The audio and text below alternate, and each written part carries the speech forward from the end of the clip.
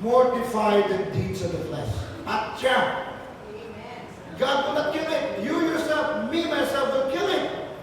That's the cooperation that we talk about here. Amen. Eh, paano yun?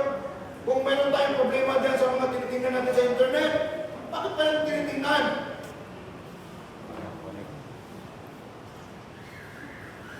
Sumusupot eh. Sumusupot ka kung bakit ka nananatili noon. Amen? Amen. Sabi ka, you put to death.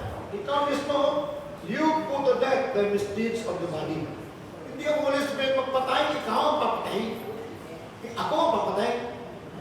Para maging banal tayo. Kung magsinungaling tayo, mahilig na magsinungaling, dapat kayo patayin mo yan. Huwag ka na magsinungaling. We must be honest in everything. Lahat, honesty. At mahirap. Of course, there's a proper way of saying it.